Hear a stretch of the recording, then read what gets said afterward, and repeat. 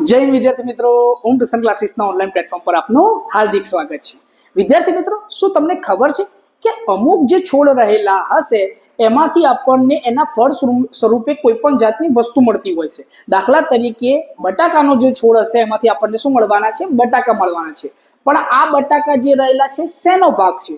કે વનસ્પતિ જે રહેલી હશે અથવા તો છોડ રહેલો હશે એ છોડના શું હોય વિદ્યાર્થી મિત્રો? ભાગ હોય।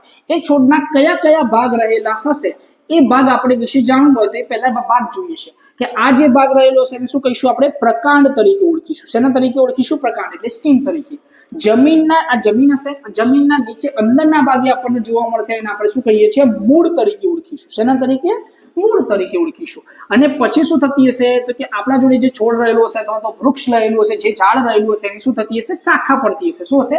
શાખા। એ શાખાને આપણે ડાળી કહીએ છીએ। શું કહીએ છીએ? ડાળીઓ તરીકે ઓળખીએ છીએ। અને આ ડાળીઓ ઉપર આપણને શું જોવા મળે છે? પર્ણો પણ જોવા મળે છે। શું જોવા મળે છે? પર્ણો જોવા મળે છે। અને સાથે સાથે આપણને ફૂલ જોવા મળે છે અને ફળ જોવા મળે છે। ફૂલ અને ફળ પણ જોવા મળે છે। આટલી વસ્તુ આપણને ખબર હોવી જોઈએ। કોઈ પણ જાતનો છોડ રહેલો હશે, છોડના ભાગોમાં પ્રકાંડ આવેલું હશે, વચ્ચે વાળો જે ભાગ હશે શું કહીશે? પ્રકાંડ કહેવાશે। જમીનના નીચે અંદરની બાજુ જે રહેલું છે એને મૂળ કહેવાશે। અને પ્રકાંડના ઉપરના ભાગે જે આપણને શાખાઓ જોવા મળતી છે, શાખા સ્વરૂપે રહેલું છે એને આપણે ડાળીઓ તરીકે ઓળખીશું। અને ડાળીઓ ઉપર શું જોવા મળે? આપણને પર્ણો જોવા મળે, ફૂલ જોવા મળે અને ફળ જોવા મળે છે। તો એના આધારે આપણે ચર્ચા કરીએ છીએ કે આપણને જે છોડમાંથી ઉત્પાદનો મળે છે એમાંનું પહેલું ઉત્પાદન કયું રહેલું છે આપણા જોડે? તો કે આદુ રહેલું છે। આ આદુ શેનો ભાગ છે? તો કે આ આદુ જે રહેલું છે પ્રકાંડનો ભાગ છે। વિદ્યાર્થી મિત્રો, યાદ રાખવાનું છે કે જ્યારે જમીન ઉપર આપણે શું વાવીએ છીએ તો કે આદુ જમીનની અંદર આપણને ઘણીવાર જોવા મળતું હોય છે। ક્લિયર છે? તો આપણે શું સમજીએ તો કે આ તો કંદમૂળનો ભાગ છે? તો કે ના, આદુ શેનો ભાગ છે? તો કે પ્રકાંડનો ભાગ રહેલો છે। સેમ એની વસ્તુ હળદર પણ શેનો ભાગ રહેલો છે વિદ્યાર્થી મિત્રો? પ્રકાંડનો ભાગ રહેલો છે। હળદર પણ ક્યાં થાય છે? જમીનના અંદર, પણ એ પથરાઈ જાય છે। ઉપર શું થાય છે? પથરાય છે। ખૂબ અંદર ઊંડે હોતી નથી। તો એ શેનો ભાગ છે? તો આવી રીતે અંદર રહેલો છે ને એની નીચે શું રહેલા હશે? આવી રીતે મૂળિયા રહેલા હશે। અને આ ભાગ શેનો રહેલો છે? હળદર કાં તો આદુનો રહેલો હશે। સેમ એની વસ્તુ છે બટાકામાં પણ। બટાકામાં પણ કેવી રીતે જોવા મળશે આપણને? આવી રીતે જમીન ઉપર જોવા મળશે અને નીચેના ભાગમાં પણ શું જોવા મળશે? મૂળ। અને ઉપરની બાજુએ આંખના ભાગે શું જોવા મળશે? આવી રીતે છોડ જોવા મળશે। આંખના ભાગેથી બને છે બટાકામાં। શું આવે? આંખ આવે। ત્યાંથી કલિકા નવી ફૂટે અને નવા છોડનું નિર્માણ થાય। એટલે બટાકાની આંખ એટલે આવી રીતે બટાકું રહેલું હોય, એના વચ્ચે શું રહેલા હશે? આવા કાણા જેવા ભાગ રહેલા હશે। એને બટાકાની શું કહેવાય? આંખ તરીકે ઓળખવામાં આવે છે। અને આ આંખમાંથી શું થાય છે? નવા છોડની ઉત્પત્તિ થાય છે, નવી સંતતિ બને છે। ક્લિયર? તો બટાકામાં પણ શું રહેલું હશે? તો કે એક જાતનું રૂપાંતરિત શું છે? પ્રકાંડ રહેલું છે। પ્રકાંડનું રૂપાંતર શેમાં થઈ જાય છે? બટાકામાં થઈ જાય છે। બટાકાનો છોડ છે એ બટાકાના છોડમાં જે પ્રકાંડ રહેલું હતું એ પ્રકાંડ શું બની જશે? તો કે બટાકું બની જશે। ક્લિયર? એના પછી શું રહેલું છે આપણા જોડે? લસણ। લસણ પણ શેનો ભાગ છે? તો કે એક જાતના કંદનો જ ભાગ છે, એટલે કે મૂળનો જ ભાગ રહેલો છે। એને શું કહીએ છીએ આપણે? સલ્દકંદ તરીકે ઓળખીએ છીએ। મૂળિયાવાળો ભાગ છે। સેમ એની વસ્તુ સુરણ। સુરણ પણ શેનો ભાગ છે? તો કે ધનકંદ, એટલે કે નીચેવાળો ધન જે નીચે પ્લસ કહેવાય ને ઉપર વાળું જે ભાગ કહેવાય શું કહેવાય? મૂળિયાની વિરુદ્ધ વાળો ભાગને ઋણ કહેવાય। તો એ પણ કઈ બાજુ રહેલો છે? તો કે ધનકંદ જે રહેલું છે એ પણ કઈ જગ્યાએ જોવા મળશે? જમીનમાં જોવા મળશે। એટલે લસણ વાળું ભાગ, સુરણનો ભાગ જે છે, લસણ વાળો ભાગ છે એ પણ શું છે? મૂળિયાવાળા ભાગ છે। ક્લિયર છે? એના પછી શું રહેલું છે? શેરડી। શેરડી પણ શેનો ભાગ છે? તો કે પહેલા પ્રકાંડ બનશે અને એ પ્રકાંડ જે રહેલું હશે એ પ્રકાંડનું રૂપાંતરણ શેમાં થઈ જશે? શેરડીમાં બની જશે। ક્લિયર? મસાલ ફળ બની જવાનું છે, રસદાર ફળ બની જવાનું છે।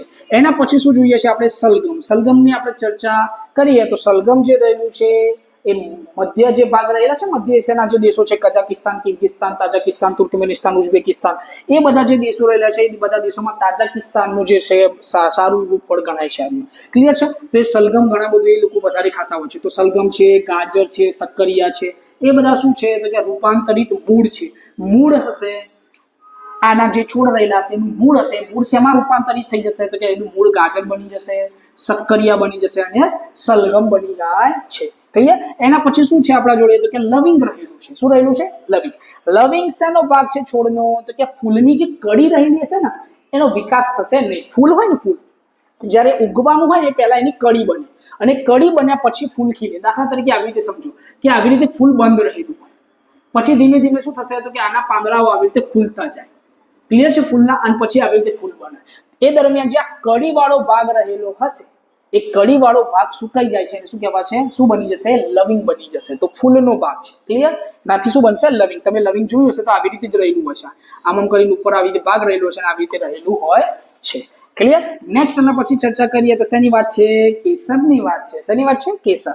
કેસર શેનો ભાગ છે, તો કે ફૂલનો કલંક કહેવાશે. શું કહેવાશે, ફૂલનો કલંક. જો ફૂલનો કલંક તમારે સમજવું હોય તો શું રહેલું હશે, તો કે આપણે સમજીએ છે શું, તો કે પુષ્પના ભાગો સમજીએ. એ પુષ્પના ભાગોમાં આવી રીતે પુષ્પ રહેલું છે, એમાં વચ્ચેની બાજુ શું રહેલું હોય છે, સ્ત્રી કેસર રહેલું હોય છે. શું રહેલું હોય છે, સ્ત્રી કેસર. અને એના ફરતે શું આવેલા હોય છે, પુંકેસર આવેલું હોય છે. સ્ત્રી કેસરના ફરતે શું આવેલા હોય, પુંકેસર. તો આ જે સ્ત્રી કેસર વાળો જે ભાગ રહેલો હશે એ શું થઈ જશે, સુકાઈ જશે.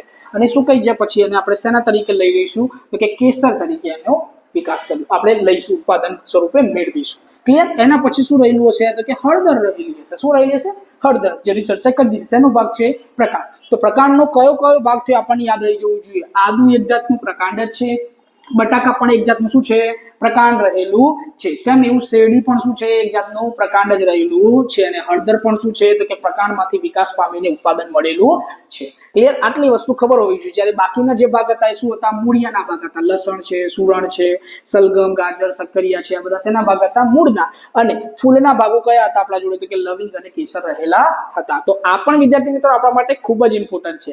આ સમજવું જરૂરી છે. અને તમારા સાથી મિત્રોને જેને આની ખબર ના હોય એને તમારે શું કરવાની છે, જાણ કરવાની છે. શેના માધ્યમ દ્વારા, તો કે આ વિડીયોની લિંક શેર કરીને તમારી જાણ કરવાની છે. અને જો વિડીયો તમને પસંદ આવે તો વિડીયોને લાઈક, શેર અને સબસ્ક્રાઇબ કરવાનું ભૂલવાનું થતું નથી. ફરી મળીશું એક સરસ મજાના વિડીયો સાથે. ત્યાં સુધી જય હિન્દ, જય ભારત.